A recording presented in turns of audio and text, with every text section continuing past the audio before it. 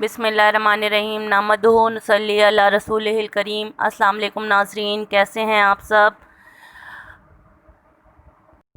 मैं हूं अपारा और आप सब देख रहे हैं कुक इन अ बजट की नई एपिसोड, जिसमें आज हम ढाबा स्टाइल भुनी मूंग की दाल बनाएंगे, बिल्कुल एक एक दाना खिला हुआ।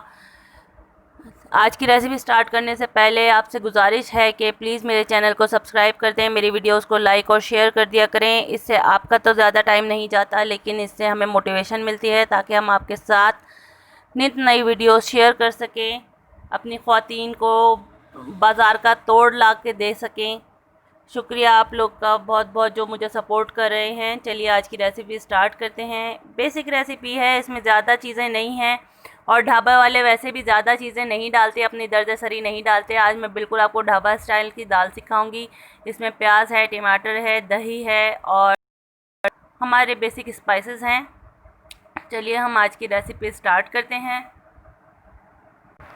ये मैं 3/4 कप ऑयल पैन में डालने लगी हूँ, अपनी कढ़ाई में डालने लगी हूँ। ये बेसिक टिप है इस दाल की, ये अक्सर ख़वातीन को नहीं पता होती, तो मैंने सोचा आपसे शेयर कर दूं। इसी वजह से सारा दिन मूंग दाल ढाबे पे रखी रहती है और उसका दाना फिर भी खिला खिला रहता है। जो ख़वातीन कहती हैं हमारी दाल जो है वो दम में ही घुल मिल जाती है, या पका के भी छोड़ दो तो भी अपने भाप में ही घुल मिल जाती है, उसके लिए बेसिक टिप ये है कि हम सबसे पहले इसमें 1 टीस्पून ज़ीरा डाल रहे हैं ऑयल में और इसे हम कड़कड़ाने लगे हैं। जब ये कड़कड़ा जाएगा तो इसकी आंच हल्की करके हम इसमें दाल डालेंगे और दाल को हमने तब तक भूनना है जब तक उसका ऑयल ना छोड़ दे। उससे उसकी कनी जो है वो खिल जाती है और उसकी वजह से वो दाल सारा दिन रह सकती है आराम से और वो एक दूसरे में घुलेगी मिलेगी नहीं। अब हम इसमें दाल डालने लगे हैं। इसके लिए दाल डालते वक्त प्लीज़ आप आंच हल्की कर लें, वरना ऑयल उछलेगा। ये हमने इसमें सारी दाल डाल दी है और अब हम दाल को थोड़ा सा फ्राई करेंगे, थोड़ा सा भूनेंगे इसको जब तक ये ऑयल ना छोड़ दे।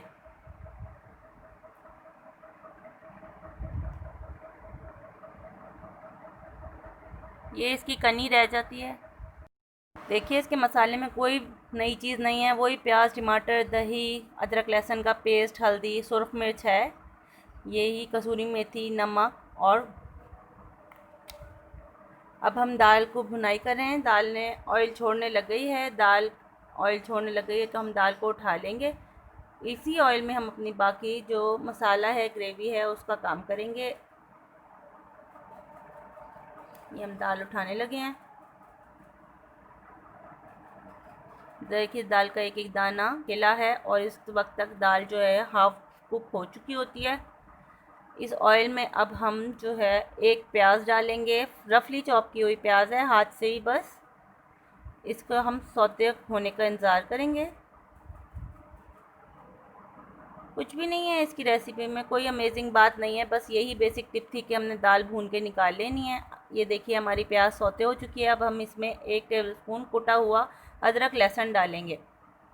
पेस्ट इसलिए नहीं बनाएंगे कि पानी वाली चीज़ों से हम अवॉइड कर रहे हैं दाल में, इसलिए हम इसमें पेस्ट की तरह नहीं डालेंगे। भुना हुआ अदरक लहसुन, कुटा हुआ अदरक लहसुन डालेंगे और इसको प्याज के साथ ही सौते कर लेंगे, यकजान कर लेंगे।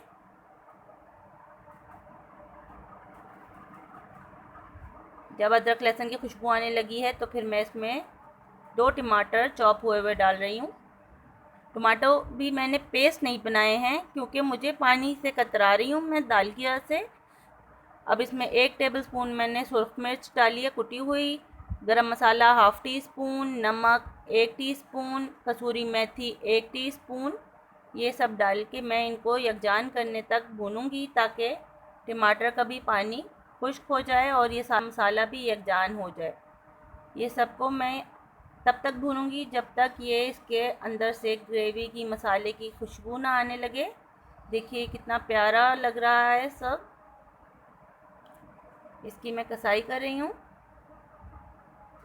जब इसकी कसाई हो गई है तो अब मैं इसमें हल्दी वाला दही डालूँगी 4 टेबलस्पून, जिसमें हाफ़ टी स्पून हमने हल्दी डाली हुई थी ताकि दही का पानी निकल जाए और दही की पनीर पनीर रह जाए। हम पानी से अवॉइड कर रहे हैं।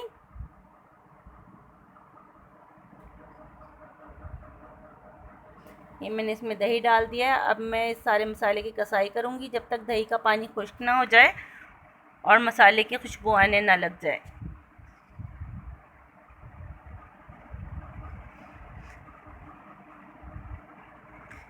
ये देखिए, ये मसाले ने ऑयल छोड़ना शुरू कर दिया है और ये यकजान सा हो गया है। तो अब मैं इसमें दाल ऐड कर रही हूँ। चूँकि दाल में अपना ऑयल ऐड था, दाल ने ऑयल सोखा हुआ था, इसलिए हम इसमें कोई मज़ीद एडिशनल ऑयल ऐड नहीं करेंगे।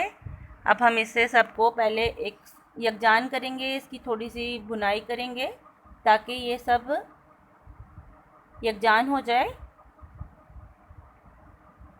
जैसे ही दाल का दाना अभी खिला हुआ है, इंशाल्लाह देखिएगा दम के बाद भी ऐसे ही खिला रहेगा और सारा दिन भी आप रख लेंगे दाल तो भी ये मूंग दाल ऐसे ही खिली खिली रहेगी, खूबसूरत सी।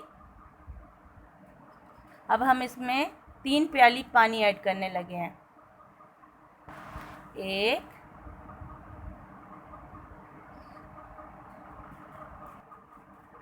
और फिर ये 2 और ये 3। हम इसकी आंच तेज़ कर देंगे ताकि इसमें अच्छे से उबाल आ जाए। आंच तेज़ करके इसमें उबाल ला के फिर हम इसको ढक देंगे और इसको फिर हल्की आंच पे सिमर होने देंगे। आप मेरी रेसिपीज़ को एज इट इज़ फॉलो करेंगी तो मेरा वादा है दाल आपकी बिखरी बिखरी रहेगी, चाहे वो सारा दिन रख लें आप, इंशाल्लाह वो एक साथ जुड़ेगी नहीं। हम इसे दम पे रख रहे हैं। देखिए, ये 5 से 7 मिनट में दम हो गई है माशाल्लाह, क्योंकि हाफ़ कुक तो भुनाई में ही हो गई थी और 5 से 7 मिनट में ये कितनी प्यारी दम हो गई है। सारा पानी इसका खुश्क हो चुका है और ऑयल भी छोड़ दिया है इसने। और ये देखिए, दम होने के बाद कितना प्यारा एक एक दाना खिला हुआ है। अगर मैं आपको कैमरे की आंख से दिखा सकूं, देखिए एक एक दाना खिला हुआ नज़र आ रहा है इसका। माशाल्लाह, ला कुव्वता इल्ला बिल्लाह। बस अब इसका ऑयल सारा निकल आया है, दाल तैयार हो चुकी है। अब हम इसमें अदरक, हरी मिर्चें और हरा धनिया डालेंगे और इसको सर्व कर देंगे। कैसे झटपट तैयार हो गई हमारी दाल। ये बिल्कुल ढाबा स्टाइल दाल है। आप इंशाल्लाह इसे एक बार खाएंगे तो ढाबे की और होटल्स की तमाम दाल भूल जाएंगे। बस आपकी जब तारीफ़ें हों तो प्लीज़ मुझे दुआओं में याद रखिएगा और मेरे चैनल को सब्सक्राइब करना याद रखिएगा। मेरी वीडियोस को लाइक और शेयर करना याद रखिएगा।